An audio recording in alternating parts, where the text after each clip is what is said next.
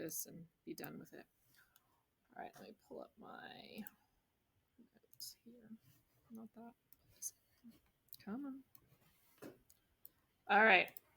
So we were working on polar graphing with, or polar area, but with one polar curve. Okay. So the thing that this leads into is its polar area between two curves, which we've seen a lot of between two curves rectangular, right? And that's typically what we see with volume area. It's between, we usually get a washer and it's between two curves. So one of the things we have to calculate if we've got two curves is points of intersection, okay? So we're going to talk about the points of intersection and how to get those. Typically, we would just set two things equal to each other. So let's start by doing that, okay? As it says, try locating the points of intersection of the polar graphs of r equals 1 minus 2 cosine theta and r equals 1 by solving algebraically, okay? So let's take a look at just setting them equal to each other. So I've got 1 minus 2 cosine theta equals 1.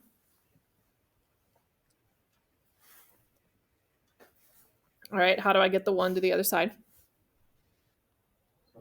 Good. Okay. Oops, subtract would be 0, wouldn't it? All right, how do I move the 2? Divide. Okay, so 0 divided by 2 is 0. Good. So I need to know where the cosine is 0 on my unit circle. So when I draw out my unit circle, I'm going to draw that one and this one. So what are those radian measures? Pi over 4 and 2 pi over 4. Good. Pi over 4? Pi over 2. There we go. Pi over 2 and 3 pi over 2. Okay. So we know that theta equals pi over 2 and 3 pi over 2. And then what do you know? The r value is always going to be what this time? Yeah, it's always going to be 1. So they kind of gave that to us. So I get to use that. So our points of intersection would be 1 pi over 2 and 1 3 pi over 2. And obviously that's our polar points of intersection.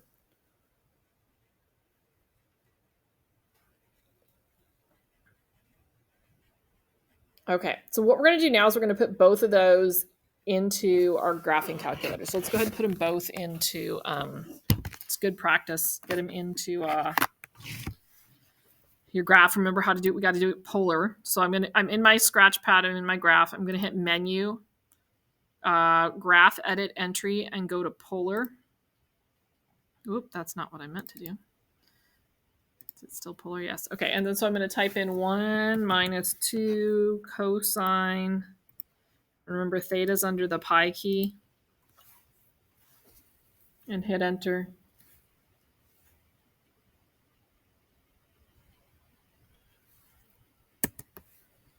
No, we got it. Mine is way zoomed in. I don't know if yours, I think that I may have accidentally hit something. I'm going to do a zoom trig, see if that helps. So if you caught that, so look at that's actually really nice. Menu, window, zoom trig. You can always play with the zooms, but zoom trig may give us a really nice picture of it. All right, and then I'm going to do another one. My other one is just 1. R equals 1.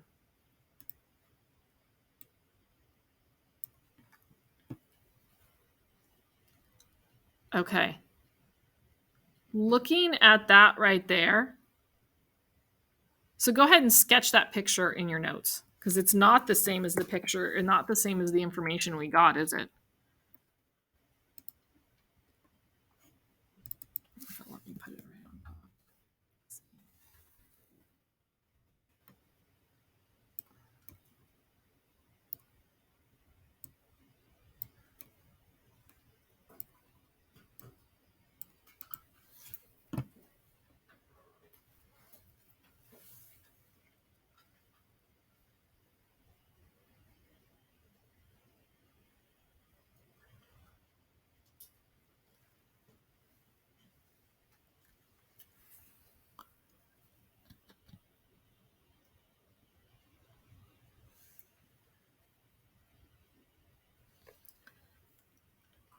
Okay, hopefully you have it sketched. How many points of intersection is that graph showing us? Showing us 3. How many did we get with what we calculated? Did we get 3? We got 2. Okay. So there's a little bit of a faulty thing that happens with polar.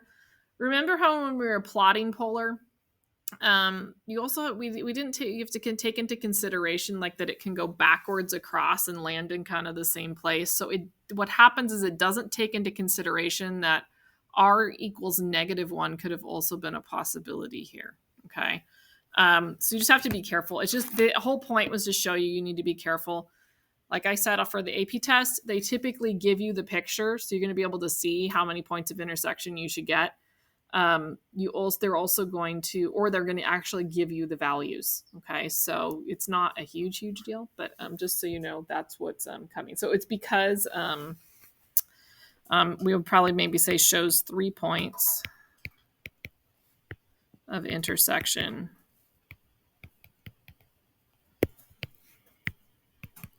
Setting equal doesn't take into account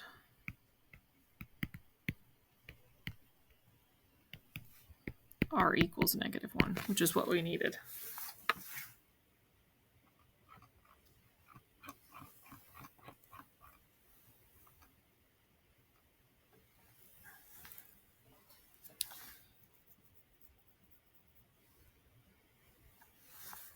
Okay.